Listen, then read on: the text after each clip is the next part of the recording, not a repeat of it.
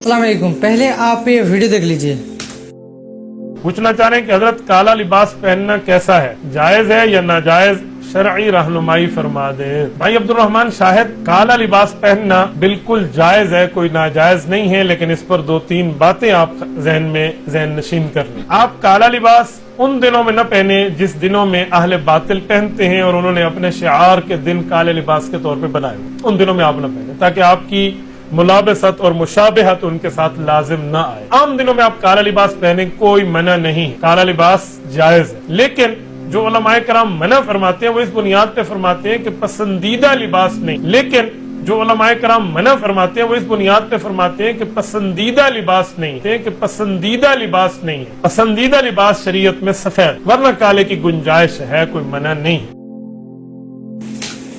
बिस्मिल्लाहिर्रहमानिर्रहीम। मेरे भाइयों, आपने वीडियो देखिए। मुफ्ती अब्दुल वाहिद कुरैशी साहब हफिज़हुल्लाह, वो ये बताते हैं कि काला लिबास पहनना जायज़ है, लेकिन अहले बातिल वो किसे कहते हैं, यानी शियों को कहते हैं। शिया जिन दिनों में यानी मुहर्रम के दिनों में वो काला लिबास पहनते हैं, तब ना पहने, बाकी के दिन पहने। और उन्होंने ये बात भी कही है कि काला लिबास पहनना नापसंदीदा अमल है, नाउज़ुबिल्लाह। तो मेरे भाइयों, क्या वाकई में काला लिबास पहनना नापसंदीदा अमल है? अगर ऐसा पहनना नापसंदीदा अमल है तो क्या ये अमल नबी करीम सल्लल्लाहु अलैहि वसल्लम कर सकते हैं?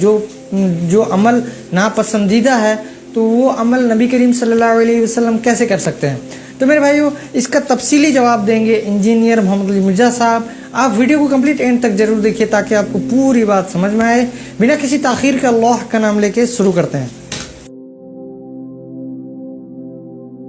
बहरहाल ये दुश्मनी इस लेवल पे गई है कि एक दूसरे के नाम रखना, एक दूसरे के जो दलाइल है उन्हें रिजेक्ट कर देना, भले वो अपनी किताबों से निकल रहे हो। उसकी आपको मैं एक नुमाइंदा मिसाल देता हूं, वो काला लिबास पहनना।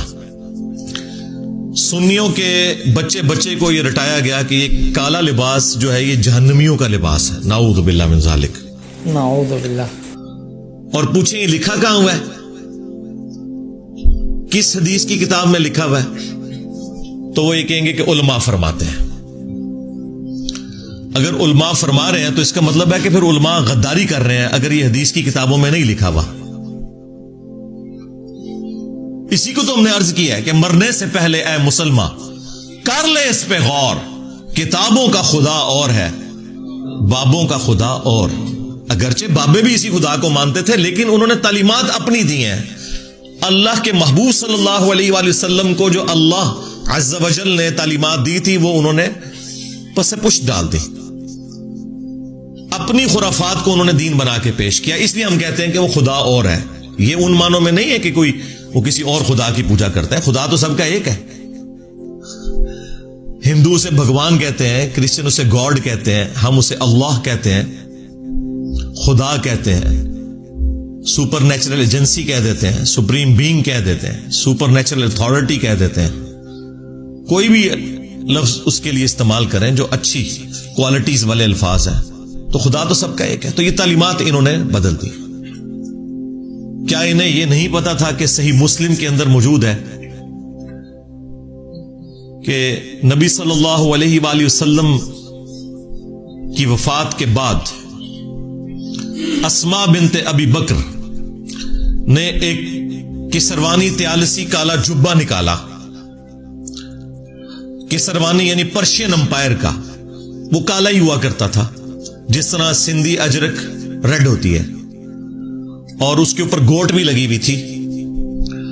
उन्होंने कहा कि ये नबी सल्लल्लाहु अलैहि वसल्लम का जुब्बा मुबारक है, आप सल्लल्लाहु अलैहि वसल्लम इसे पहना करते थे, और हम इसका धोवन मरीजों को शिफा के लिए पिलाते हैं। जो सही तबर्रुक है, नबी सल्लल्लाहु अलैहि वसल्लम का अपना कुर्ता मुबारक, जुब्बा मुबारक, काला जुब्बा था जो आप अलैहिस्सलाम पहना करते थे। फिर सही मुस्लिम के अंदर जो हदीस मौजूद है, हदीस किसा जिसे कहा जाता है, जो सुन्नी और शिया दोनों के यहां कॉमन है, मशहूर हदीस, और इसकी राविया भी हमारी मां सैयदा आयशा सलामुल्लाहि अलैहा है।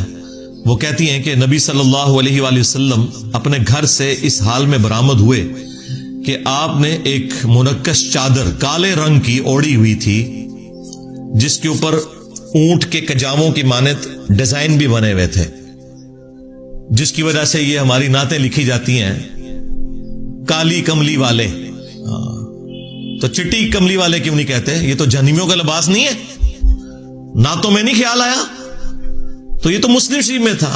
और अम्मा आयशा कहती हैं कि नबी इस्लाम ने वो चादर ओढ़ी हुई थी, इतने में हसन इब्ने अली आए और नबी इस्लाम ने उन्हें अपनी चादर के नीचे लिया। फिर हुसैन इब्ने अली आए, फिर सईदा फातिमा आई, और फिर मौला अली इस्लाम आए। इन सब को नबी इस्लाम ने अपनी चादर के नीचे लिया और खुद भी।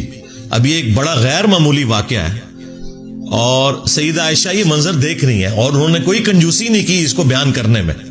कोई कह सकता था कि बड़ी एम्बैरेसमेंट की बात है कि आपको चादर के नीचे नहीं लिया, आप भी तो अहलुल बैत में हैं, सूरतुल अहज़ाब की आयत नंबर 33 के तहत। Point to be noted. लेकिन ये जो स्पेशल प्रोटोकॉल वाले अहलुल बैत हैं, वो वही हैं जिनको नबी इस्लाम ने अपनी चादर के नीचे लिया, जिनको हम पंजतन पाक कहते हैं। कहते हैं जी पंजतन पाक कहां से आ गया?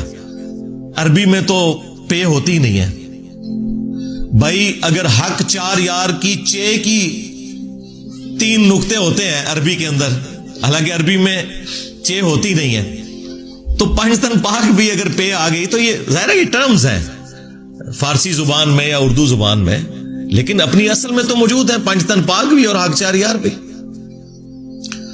तो वो नबी इस्लाम ने चादर के नीचे लेकर सूरतुल अहज़ाब की आयत पढ़ी, इन्नमा युरीदुल्लाहु लियुज़हिबा अन्कुम अर्रिज्सा अहलल बैत व युतहिरकुम तत्हीरा। ऐ नबी के घर वालों, अल्लाह तो बस यही चाहता है कि तुमसे हर तरह की नापाकी दूर कर दे और तुम्हें खूब साफ सुथरा कर दे।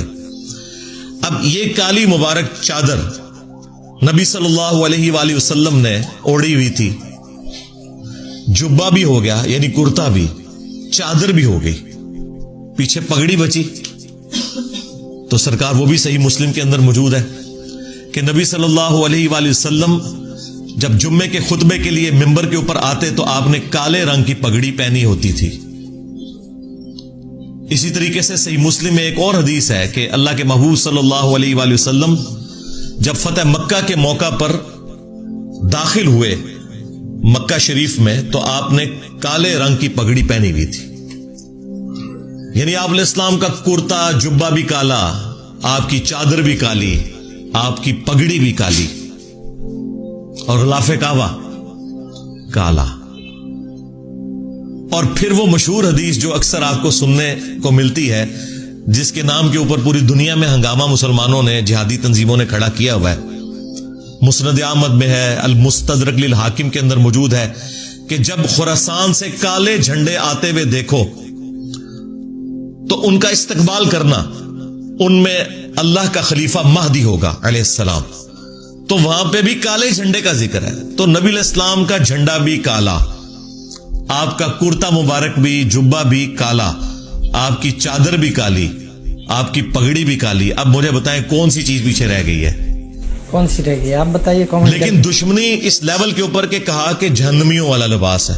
अब मुझे बताएं क्या ऐसा शख्स अपने ईमान के बारे में दिक्कत नजर से देखेगा कि जो नबी सल्लल्लाहु अलैहि वसल्लम के सुन्नत लिबास को सिर्फ एक फिरके की आड़ में जहन्नमियों वाला लिबास कहते हैं? ये मैंने आपको एक नमूना पेश किया है। मैं अगर सिर्फ ये नमूने निकाल के आपको दिखाऊं तो आपको दुश्मनी का लेवल नजर आएगा कि उलमा ने किस बड़े लेवल के ऊपर धोखा किया है। और ये आज के उलमा ने नहीं, सदियों से ये धोखा उम्मत को दिया गया। इसीलिए फिर मैंने इतने पैशन के साथ ये बात अर्ज की थी कि देखें, इनके बुजुर्गों ने जो गुमराहियां फैलाई थी इतने बड़े लेवल के ऊपर, तो अल्लाह तबारक व तआला ने फिर इनके बुजुर्गों और उनके कट्टर फॉलोअर्स के ऊपर कितनी बड़ी बला छोड़ दी है कि जो कहता है कि मेरे नबी सा है ही कोई नहीं, तेरे बाबे थे शे ही कोई नहीं। सल्लु अला मुहम्मद व आलि मुहम्मद, अल्लाहुम्मा सल्लि अला मुहम्मद व अला आलि मुहम्मद। तो देखें पिछले 1200-1300 साल की गुमराहियां यूं 12 सालों के अंदर मट्टी पलीद हुई है। इन लोगों ने गद्दारी की थी, इन लोगों ने इज्जतें अवेल की थी अल्लाह और उसके रसूल